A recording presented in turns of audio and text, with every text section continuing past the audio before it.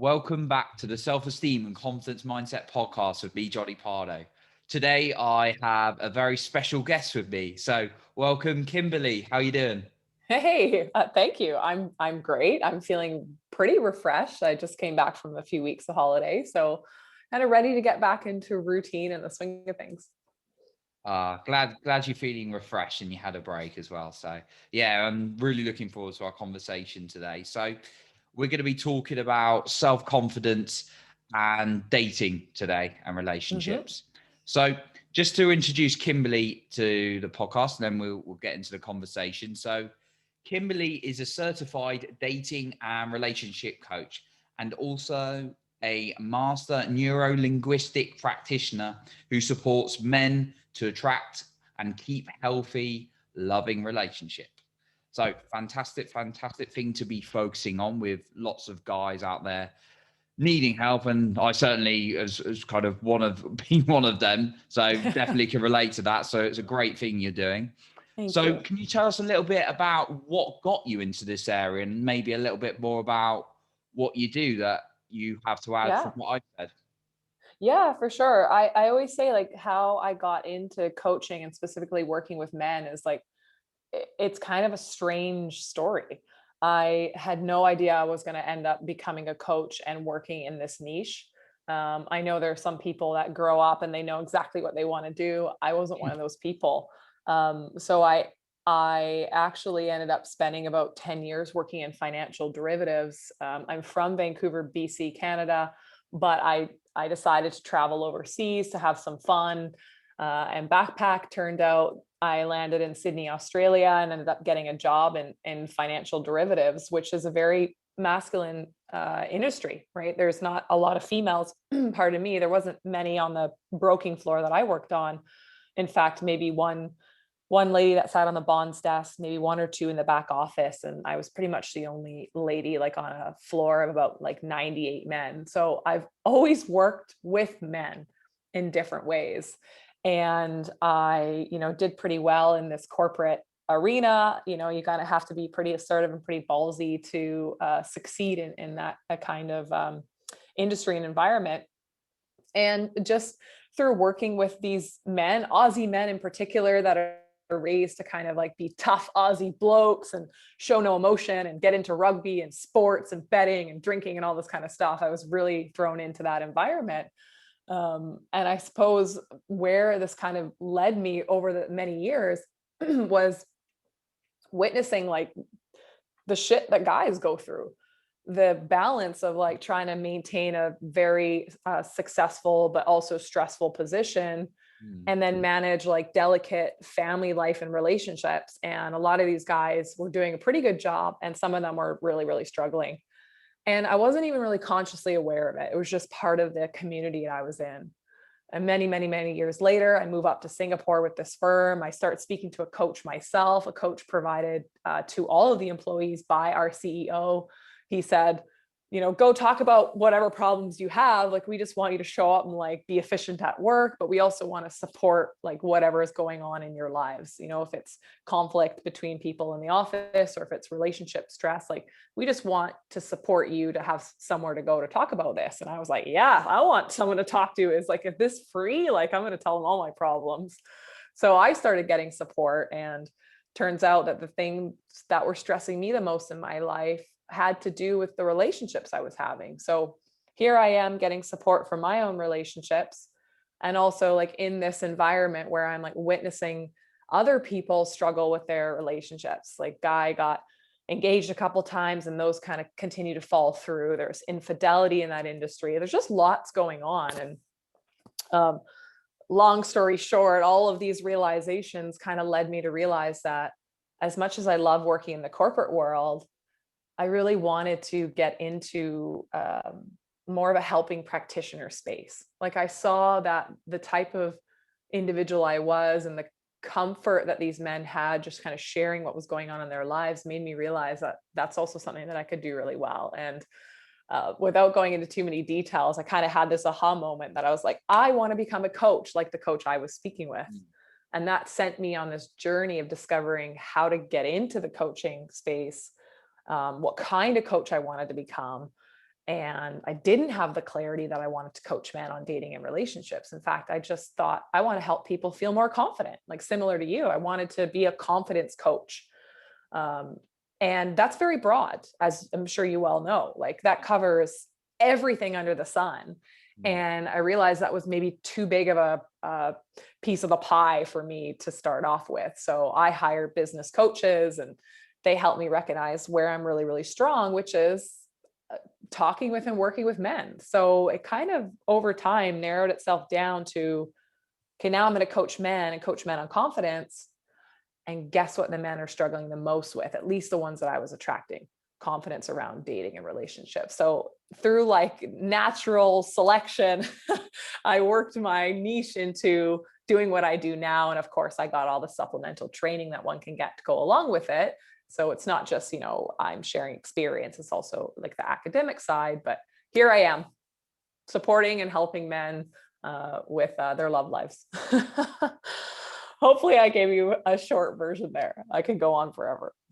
No, that's awesome. That's awesome. And how you find it. And often I think we want to be like, it sounded like obviously you went to work and you're working in Australia and you sort of stumbled across it. And often like opportunities and different circumstances can present themselves to us, so we can never tell which way life is going. And it sounds like for you, it just like felt right when you found that opportunity. Yeah. And I mean, look, I also struggle with confidence my whole life too, as a young girl. I had eating disorder when I was younger. I thought that I had to dress really sexy just to attract men. And that meant I went out in the worst outfits when I was younger, like thinking that that's what beauty was. And I had this real self-limited belief around my own capability and my own femininity as a woman. And so I was going through my own kind of shit growing up, like everyone does. And I also was having kind of relationships that weren't working out. And I didn't really understand why. I kept thinking it was the other person until I finally realized, oh, maybe there's something that I can work on myself here. And so a lot of the stuff I do end up coaching men on is things that I've had to do myself, of course. And I'm very sensitive to the particular differences that men kind of deal with and the different kind of societal messages that men are taught. And often these men are needing like a tender kind of loving guide to help them. Maybe they're not ready to work with the type of kind of maybe a male coach or mentor that's a little more like assertive, like get shit done, like pick up the pieces. And they're kind of looking for more of a softer approach to matters of the heart. And that's sometimes where I can have a different edge or a different kind of advantage, or men can have a different advantage working with me, is that I do have that female perspective that often they are looking for. But I help some, but I can't help everybody. Not everyone's going to work with my style. Right. So. Yeah, it's all a different fit, and kind of just go on the coaches. All coaches kind of work like differently and stuff. Some are like exactly very more perhaps the mentor strategist side of like do this, this, and this. Some are very listen and heartfelt, and not so much about strategy, getting to the root cause of it. So yeah. It's obviously, I'd say I have a combo of both, right?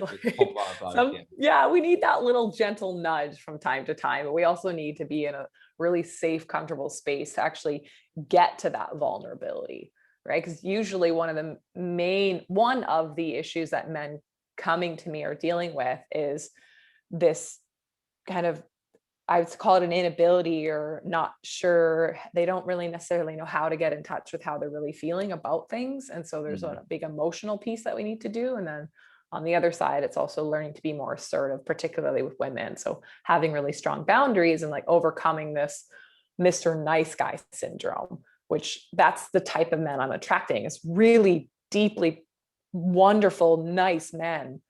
But that niceness is also becoming a weakness for them when it comes to relationships, because they are getting pushed around by the women in their lives, and it further deteriorates their confidence. So it's a part we have to work on. Yeah. And I'm glad you brought those ones up. So a couple of challenges. So are there any other like main challenges you encounter with guys?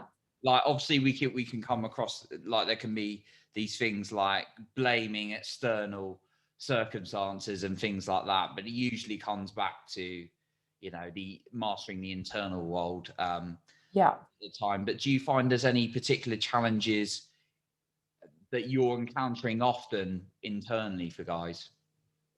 Yeah, it's definitely, well, there's two types of men that I serve, right? So right now we're kind of talking about the men that are kind of coming to me and they're single or just starting a relationship and they're a little unsure what to do. Usually they are struggling with an ability to communicate how they feel. So there's a communication kind of barrier there.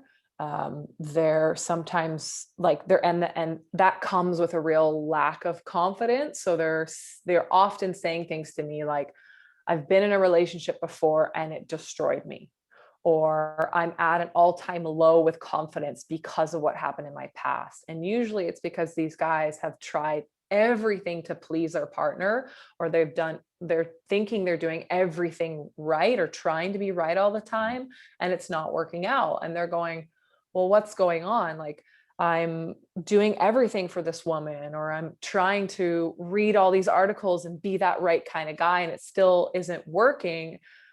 My confidence is gone because I don't know how to operate anymore. I think that I'm doing the right things, but why isn't it working for me?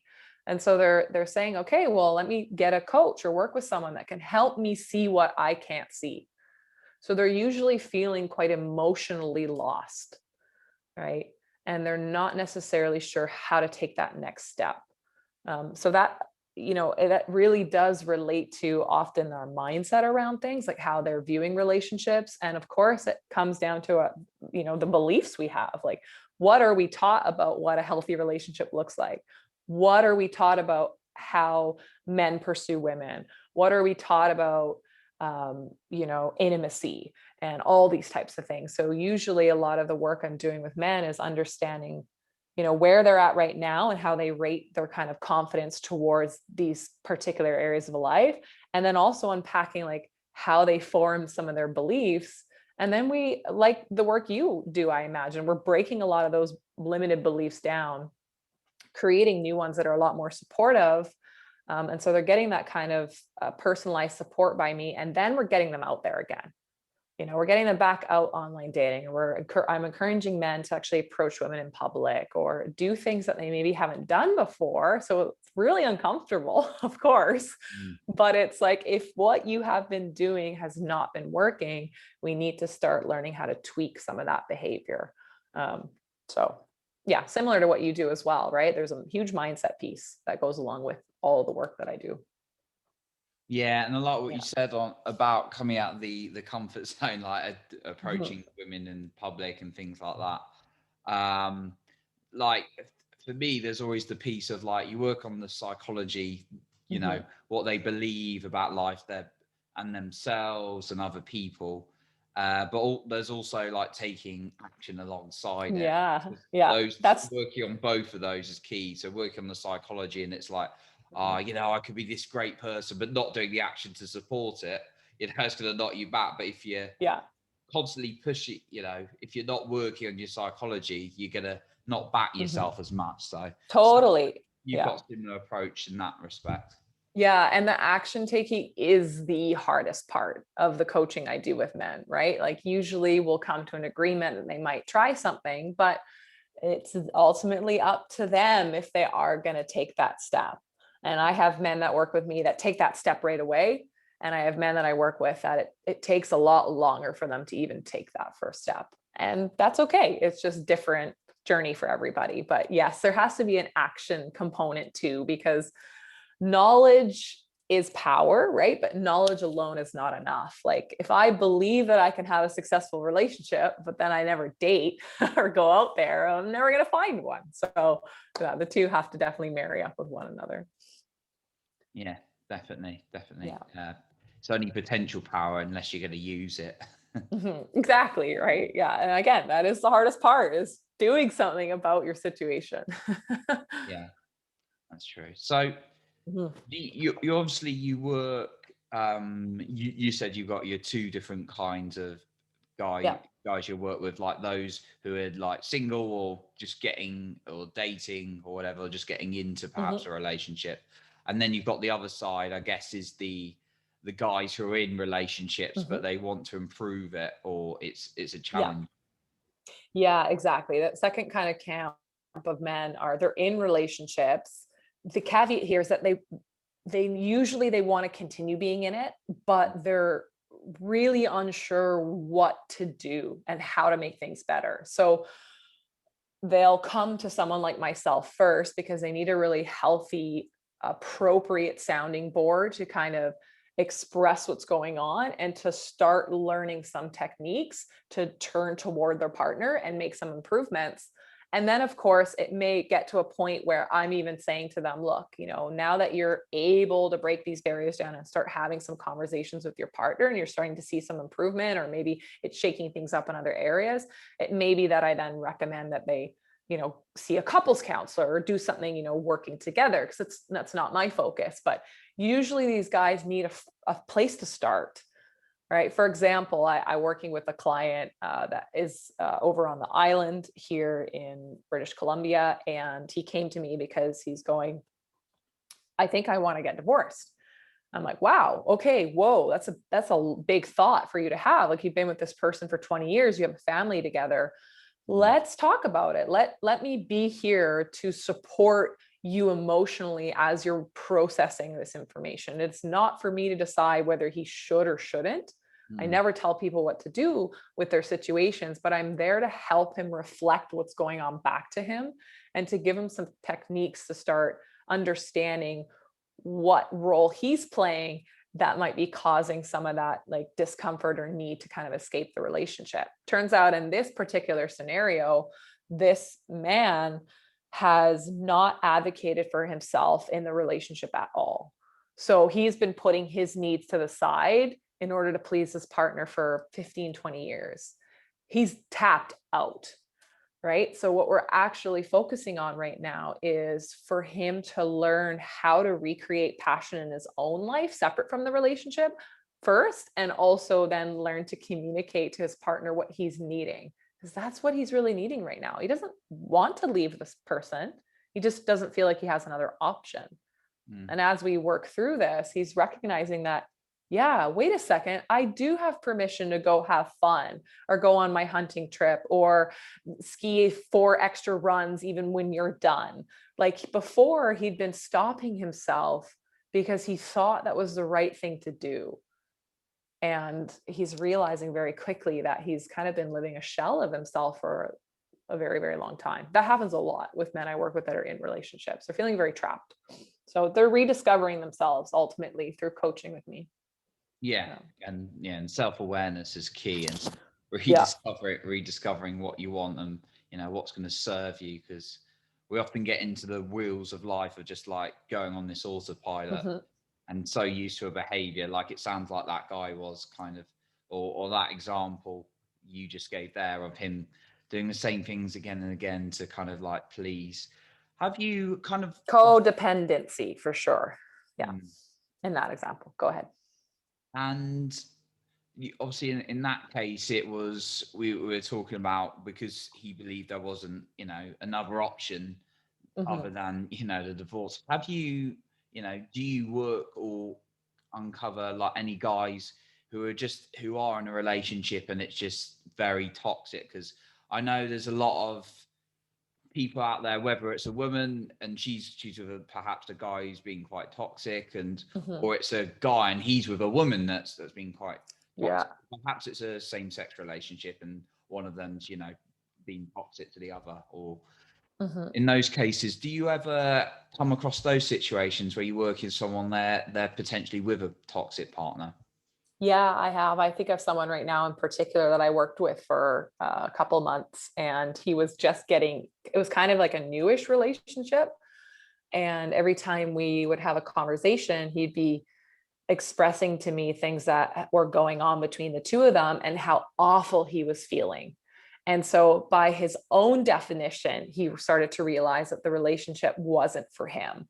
Now, I'm not the first person to say, without speaking to the other individual, let's label them as toxic. Who knows really what's going on between two people? But when somebody is in a relationship where they feel minimized, where they don't feel comfortable expressing what's going on, where they're getting this feeling that they're being used or manipulated, or that they're not important, but the other person only is, then you start to recognize that there's this inequality. Call it toxic, call it incompatibility, whatever you want to call it.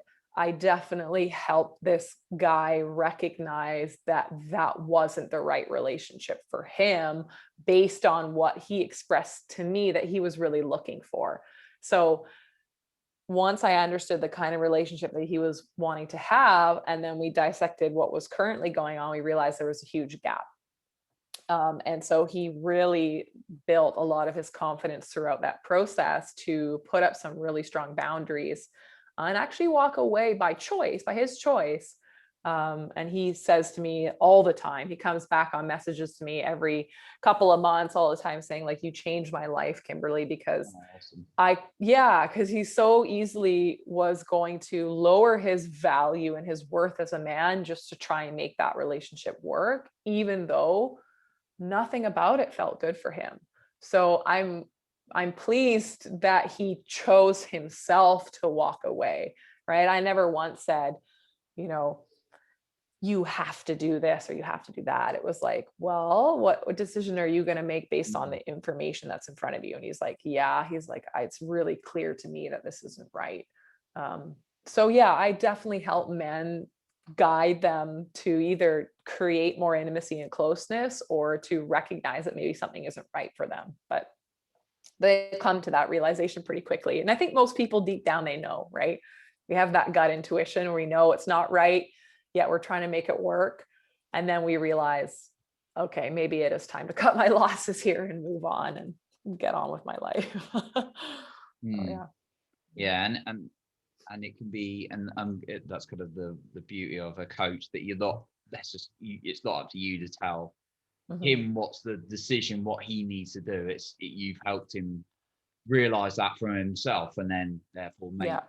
make the decision and take the action, of Yeah. which it sounds great. And yeah, that's a great example. So if for anyone like listening, if they feel like they're in, maybe I don't use the word toxic, maybe it's incompatibility or Mhm. whatever, they feel like they're in a relationship that's just not right for them, what's kind of the first bit of advice you would give them? Yeah, if they feel like they're in a relationship that's not right for them, there's a few things that they can do. One is get clear on what is a relationship that is right for them, because we need that clarity, right? If we only focus on what we don't want, is a really dark, yeah, it's a really dark space to be in, right? So because then you're like, I call it painting yourself in the corner. If we're always like complaining or focusing on the negatives, like we're very trapped. How do you see a way out of that? So the first thing I would say is like, okay, if you're feeling like this isn't right for you, what would feel right? So let's get that clarity first. But also, to somebody that knows they maybe aren't in something that's right for them, I would recommend that they focus more on self-care, on spending time with friends and family, like being around more healthy outlets, because when we make any decision to leave somebody, it's definitely not an easy one. And having the right kind of support around us is going to be really important, right? Just kind of, and a lot of us are in relationships where we're very attached to the other person. So we got to focus on making ourselves feel kind of happy and whole and satisfied without that person.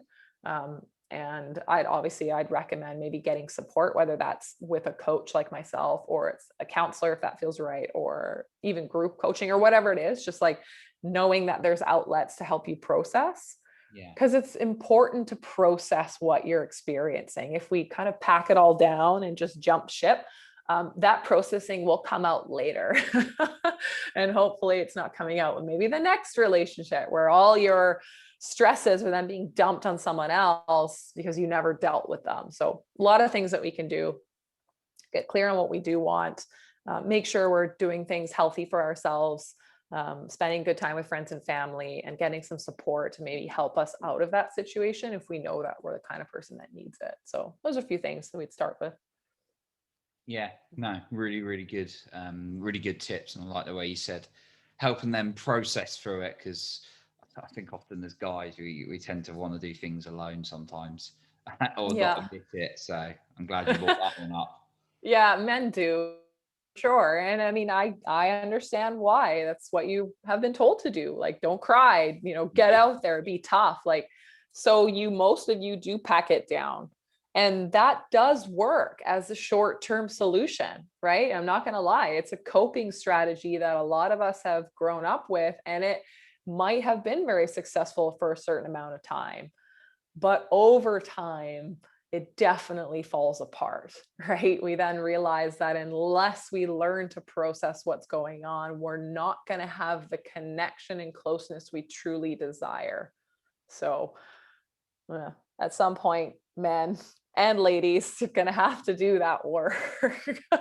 And I do it, and it sucks and it's hard. So, get support maybe.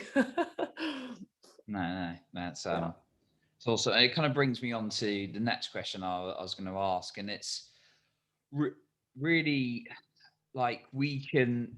Lots of people like to, give opinions and advice out there, and sometimes people with like their best intentions to help other Mhm. people. Um, but I always ask when I'm following, and yourself as a coach is not necessarily tell them what to do, but Mhm. sometimes when you're following someone's advice, like someone close to you, there I always like to ask myself, are they in a position where I'd like to be? And if they're not Mhm. necessarily in a healthy relationship, um, why would you take their advice in Yeah. a Fair enough. non-disrespectful way? So what I was going to ask you on that one, do you ever have people come to you who have, perhaps been following some kind of like bad advice, or someone else told them to do something, and therefore that's gotten into their head? The reason I'm asking this is just Mm. to create awareness for the listeners sometimes, because sometimes bad advice is worse than no advice sometimes. Yeah, it can be.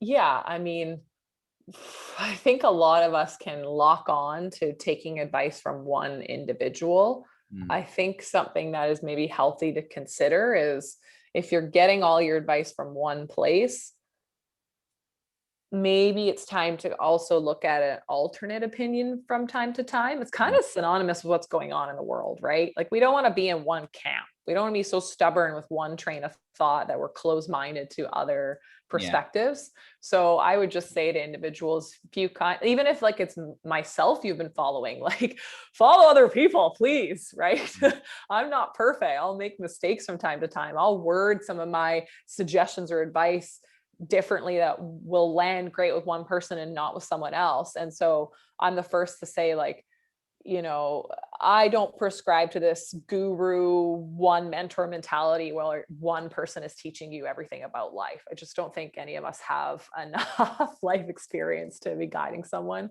like that. So definitely check like what you're following and make sure you're getting lots of different mm, sources. It's not intended to like overcomplicate things or confuse you, but just be aware of what you are consuming and how much you take as fact. Like, when it comes to breaking down beliefs and things like that, we usually have to ask ourselves, how do we believe something to be true?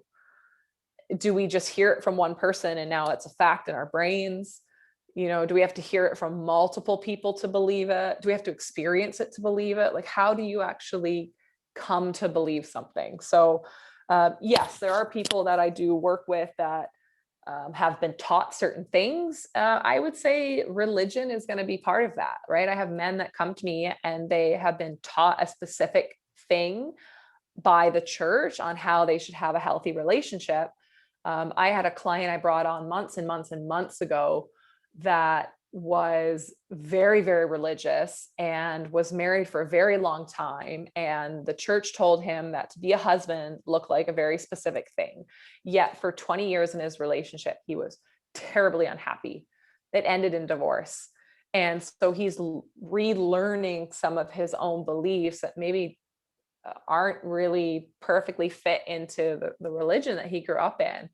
And I'm not particularly a religious person. So I'm not there saying, oh, wow, everything you've been taught is wrong. Oh my God, you're religious. It's so sinful. You need to believe all these things. I'm just helping him uncover what supports him and what doesn't. And through that, he's kind of reopened his eyes that like he gets to choose how he wants to operate and live in this life. He doesn't have to follow a specific set of guidelines or rules. That can make people feel really stuck. Anyways, that's one example. So yes, I have people that come to me that are very stubborn in a certain belief system. They may not be willing to change it, but usually the first prerequisite of working with any coach is open-mindedness. If you're not open-minded, I can't help you. I don't know who can. So it's very, very true. I can relate, being a very sort of like open-minded person now, but I remember earlier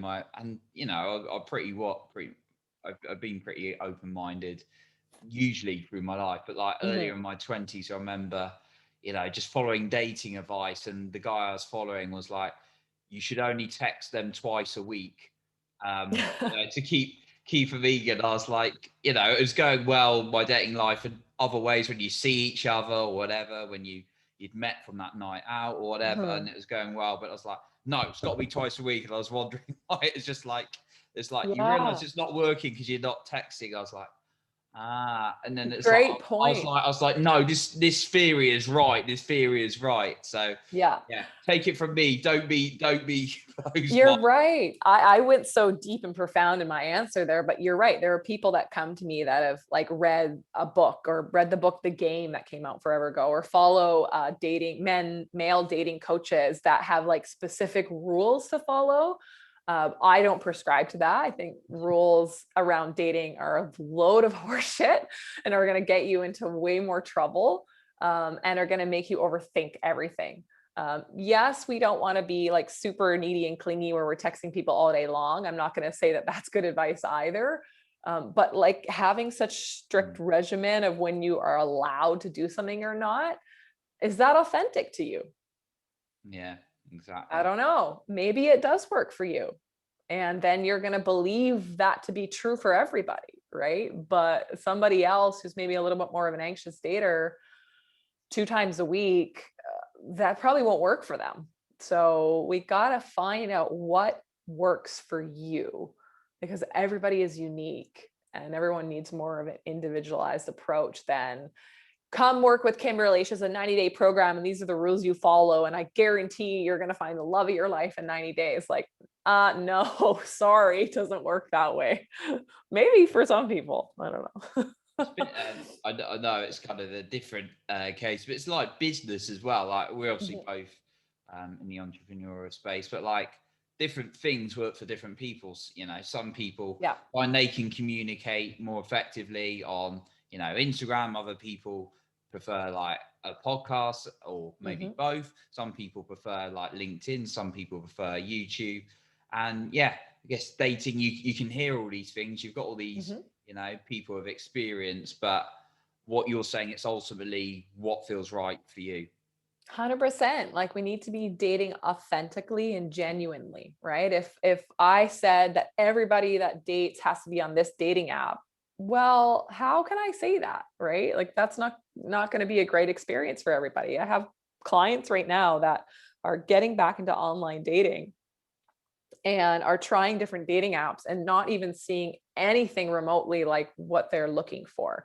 Whereas others jump on it and it's a sea of what they want, because everyone has different tastes and personalities and everyone's looking for something different. So we have to adapt to the individual, not have some pre-written kind of guideline on how it's like how to lose a guy in 10 days, how to get the girl in 90 days. Like, I don't know. That stuff has never landed for me. It's certainly not how I operate. It's going to work for some people. There are coaches out there that make millions of dollars teaching this stuff, right? But I don't know. Not for me, Johnny. Yeah, not for the guys I work with anyways. Getting into their own realization and what's right for Yeah. them. And I love and you said the word authenticity as well, which is a key one as well. So one kind of a final couple of questions left. So one of my questions is, how important do you feel it is for people to surround themselves with the right people to feel good about themselves? Oh, well, I think that's huge, right? I think we're like the product of the 5 people we spend the most time around, Mm, right? Those are the people that are going to influence how active we are, how we eat, right? What we mm, think, what we're consuming, right? Think about any relationship you've had. Like, what kind of movies are you watching with them? Podcasts do you listen to? What kind of activities do you do together? It's hugely going to influence how you feel. So, definitely. And I'm not the first person to say, oh, when one friend does something wrong, they're toxic and get rid of them. I don't need them in my life. Like, let's not be so dramatic, right? Relationships aren't perfect, but definitely check your surroundings, right? mm, See who you are spending time around and think about what positive things those people bring into your life.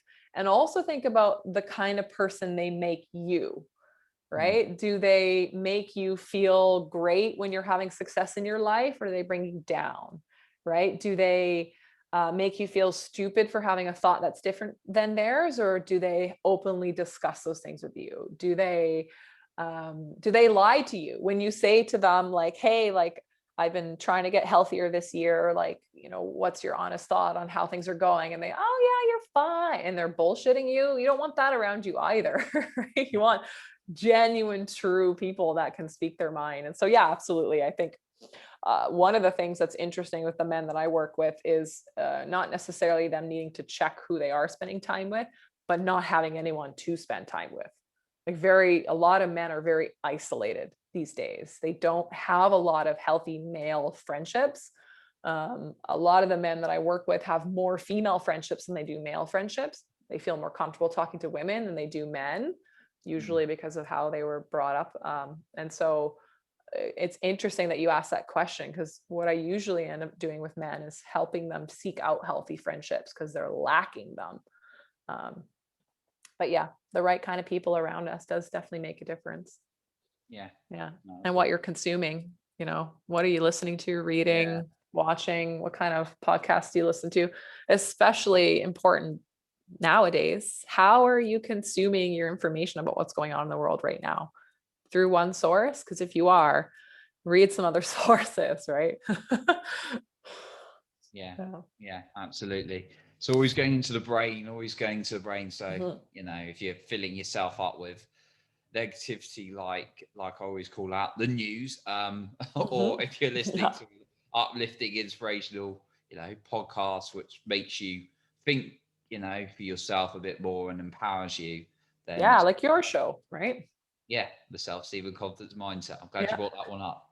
Um, but yeah, or or your podcast, Kimberly. There's many Yeah. out there, that you can listen to, and yeah, yeah, the right. It's that you're always taking information in, whether it's those people around you or all what you're listening to, what you're watching, what you're reading. Mhm. So, yeah, I'm glad you've kind of we brought that point up, because I always like to Mhm. say it as many times as possible, if I can. So before we kind of like wrap up today, and we've had some immense value from you and kind of sharing Thanks. some real great value on, guys who may be, struggling either in a relationship or looking for one, or sort of whatever Mhm. stage of it they're in. Are there any final points you would share with us that perhaps we've not covered today? Well, yeah, I mean, I would just say that if you are feeling like dating in or relationships is a challenge or a struggle for you, yet it's a really important part of your life, then I think that should be your permission to get another opinion or get some support in that area. It doesn't mean you have to jump to hiring a coach right away. It could be that you just open your mind to reading some new material on it, or maybe you even go get some counseling for a little while or something, just to like discover yourself a little bit in the process. But definitely don't be quiet about it, because how many studies are out there now, including that Harvard 75-year-old study that says like the number one factor that determines the quality and the longevity of our life and our happiness is the quality of the people around us. Mm. right? And our intimate relationships are so profound on how they impact us that if you're not in a healthy relationship or you're struggling to find one, there's no shame or guilt around getting support for it. You would do the same for your physical fitness or for your eating or for your business or any other area. So this should be treated as an equally important area. And again, it doesn't have to be me, it can be anyone because there's tons of people out there that are doing this kind of work. So yeah, just get a little bit of help with it because I did and it transformed the relationship I'm in. And had I not kind of opened my eyes to some of my own behaviors, and I'd be doing the same thing on repeat. I don't want to Yeah. live my life on repeat. I don't think anyone else does either. So yeah. Of course, if they want to learn a little bit more about what I do, Mm. for guys that are single and dating, and men that I like are wanting to have serious relationships, because that's what I cater to. I've got a just a free ebook they can download. It's called the Dating Handbook for Men, and just covers the kind of typical mistakes men are making, so you can become aware of whether you're making some of those mistakes and how to start overcoming it, just so you can navigate dating a little more smoothly, whether it's your first time dating or you're divorced and you're dating again and you're like, oh my God, it's 2022. How the heck do I navigate this? You might want a few pointers there. Of course, my Instagram has lots of different suggestions and advice too. And if anyone wants to have a conversation, and everything always starts with a free 45-minute consult. So we can do that too. Yeah. Awesome. And you're heavily using Instagram quite a lot, aren't you? So that's cool. Trying. I did take 2.5 weeks off. I posted a few Oh, well stories of like some of my holidays, but it was so refreshing to actually just take that break from it. I recommend everybody does that every now and then. Is like just put it away, put it down. People, go live your life. Don't live it virtually. But yes, I am back online now and sharing some new things and lots of little short videos and dating tips and advice and lots of resources there. So a good place to find me. And that's Kimberly Nina Hill. Brilliant, cool, and we'll be Mhm. sure to link all your Fun. information in the description of this episode as well. So um, it's definitely great. Definitely check out Kimberly's page. It's awesome. I can say so. Such Thank great you. value on there. So yeah, thank you for everything you do. We appreciate it, and thank you for coming on today, Kimberly. Of course. Thank you for having me. It was awesome. You're doing so well on this show. So it's great to be a guest and to be brought on. And thank you for your time. Thank you. So that concludes our episode for today. But remember, work on your self confidence every single day.